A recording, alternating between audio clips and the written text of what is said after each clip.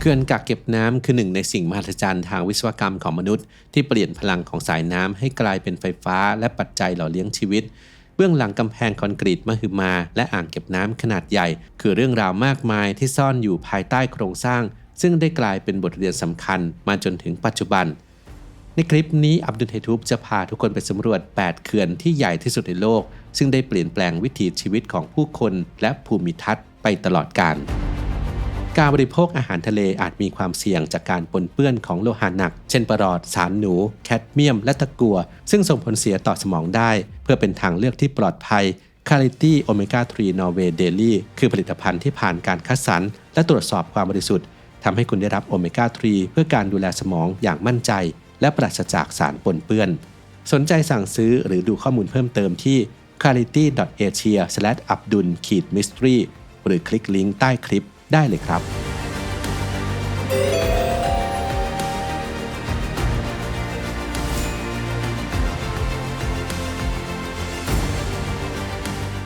1. เขื่อนคาริบาแซมเบียและซิมบับเว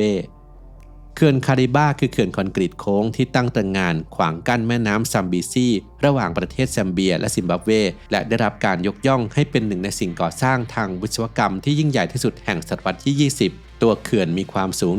128เมตรยาว579เมตรสร้างขึ้นจากคอนกรีตกว่า1ล้านลูกบาศก์เมตรและออกแบบโดยอังเดรคอยวิศวกรชาวฝรั่งเศสผู้เชี่ยวชาญด้านเขื่อนโค้งทว่าเบื้องหลังความสำเร็จนี้คือเรื่องราวของความท้าทายอันใหญ่หลวงการก่อสร้างที่เริ่มขึ้นในปี 1955 ต้องเผชิญกับอุทกภัยครั้งรุนแรงถึง 2 ปีซ้อนซึ่งนักอุทกวิทยาประเมินว่ามีโอกาสเกิดขึ้นได้เพียง1ในพันถึง1ในหมื่นปีทำให้ชาวบ้านในท้องถิ่นเชื่อว่าเป็นเพราะยามิเทพเจ้าแห่งแม่น้ำซัมบีซีไม่พอใจที่มนุษย์มารบกวนเส้นทางของพระองค์เมื่อการก่อสร้างแล้วเสร็จในปี 1959 เขื่อนแห่งนี้ได้กักเก็บน้ำจนเกิดเป็นทะเลสาบคาริบาอ่างเก็บน้ำที่ใหญ่ที่สุดในโลกเมื่อวัดตามปริมาณด้วยความจุมหาศาลถึง180ล้านล้านลิตรส่งผลให้พื้นที่ริมชายฝั่งหลายพันตารางกิโลเมตรจมอยู่ใต้น้ำประชาชนกว่า 50,000 คนต้องอพยพพร้อมกับการดำเนินปฏิบัติการช่วยเหลือสัตว์ป่า Operation Noah เพื่อย้ายสัตว์นับหมื่นตัวออกจากพื้นที่น้ำท่วมเขื่อนคาริบาเปิดใช้งานอย่างเป็นทางการในปี 1960 และนับตั้งแต่นั้นเป็นต้นมาก็ได้กลายเป็นหัวใจสำคัญในการผลิตกระแสไฟฟ้าให้กับทั้งสองประเทศแซมเบียและซิมบับเว 2.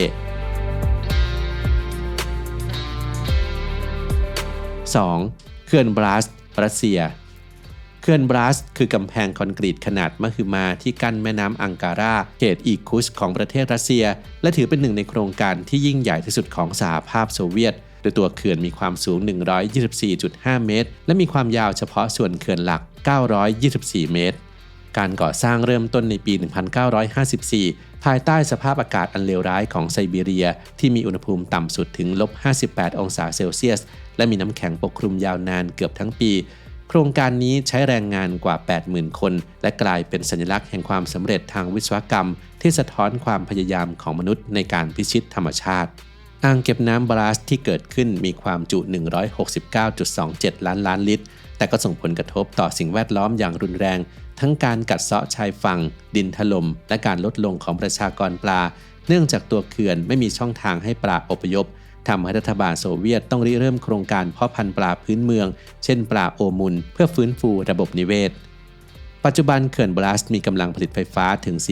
4,515 เมกะวัตต์ซึ่งเป็นพลังงานหลักที่ขับเคลื่อนอุตสาหกรรมในภูมิภาคท่ามกลางปัญหามลพิษที่ยังคงเป็นความท้าทาย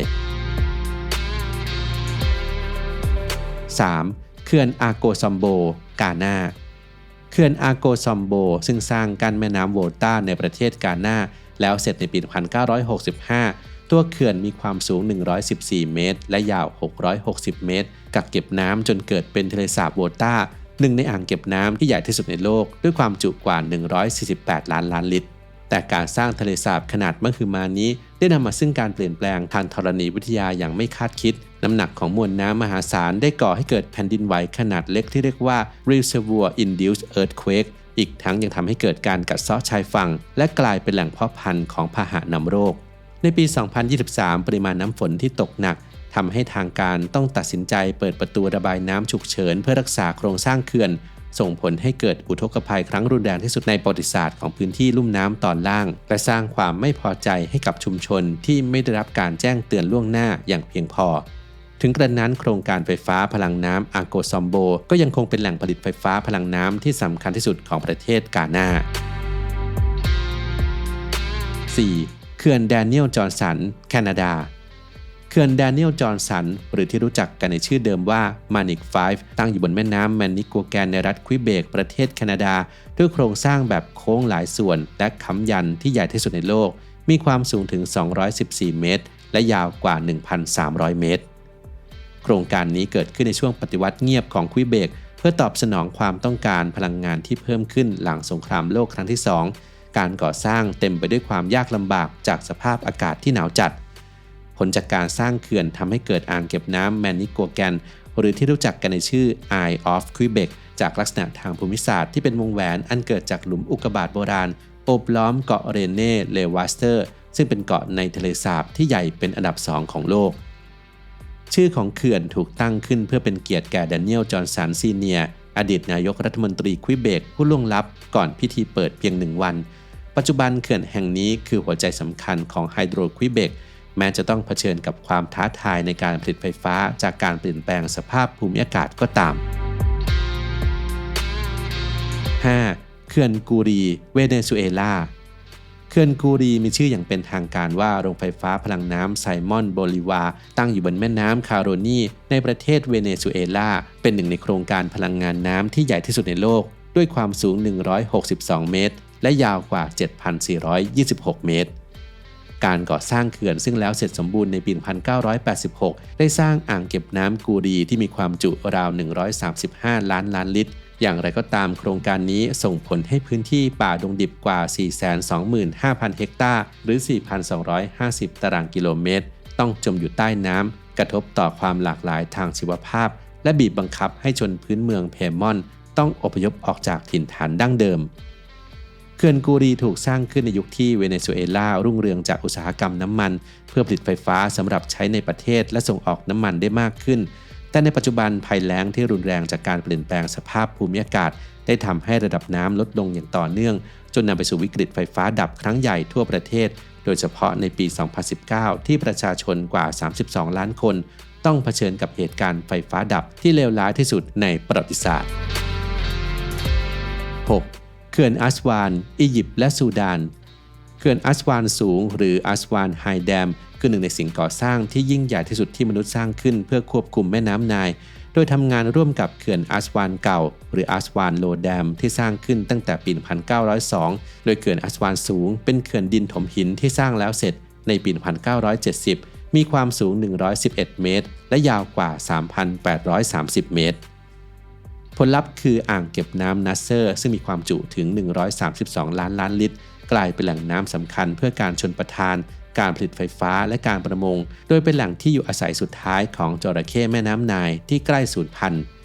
เบื้องหลังการก่อสร้างคือการเมืองระดับโลกในยุคสงครามเย็นโดยโครงการนี้เริ่มต้นในปี 1960 ภายใต้การนำของประธานาธิบดีกามาล อับเดล นัสเซอร์โดยได้รับการสนับสนุนจากสหภาพโซเวียตหลังจากที่สหรัฐอเมริกาและอังกฤษถอนตัวออกไปแต่ความท้าทายที่ยิ่งใหญ่ที่สุดคือการปกป้องมรดกโลกเมื่ออ่างเก็บน้ำกำลังจะท่วมวิหารโบราณหลายแห่งรวมไปถึงวิหารอาบูซิมเบลองค์กรยูเนสโกจึงต้องระดมความร่วมมือจากนานาชาติเพื่อดำเนินภารกิจตัดและย้ายวิหารทั้งหลังขึ้นไปไว้ในที่สูงซึ่งได้รับการยกย่องว่าเป็นหนึ่งในปฏิบัติการอนุรักษ์มรดกโลกที่ประสบความสำเร็จที่สุด 7. เขื่อนแกรนด์เอธิโอเปียนเรเนซองส์เอธิโอเปียเขื่อนแกรนด์เอธิโอเปียนเรเนซองส์คือเขื่อนคอนกรีตถ่วงน้ำหนักที่สร้างขึ้นกั้นแม่น้ำบรูไนในประเทศเอธิโอเปียตัวเขื่อนสูง145เมตรยาว 1,780 เมตรสร้างอ่างเก็บน้ำนิกัตที่มีความจุกว่า74ล้านล้านลิตรสิ่งที่ทำให้เขื่อนแห่งนี้แตกต่างคือการเป็นโครงการที่เกิดจากความร่วมมือของคนทั้งชาติชาวเอธิโอเปียหลายล้านคนร่วมกันบริจาคและซื้อพันธบัตรเพื่อสนับสนุนการก่อสร้างด้วยแรงบันดาลใจจากคำมั่นของอดีตนายกรัฐมนตรีเมเลสเทนาวีผู้ริเริ่มโครงการ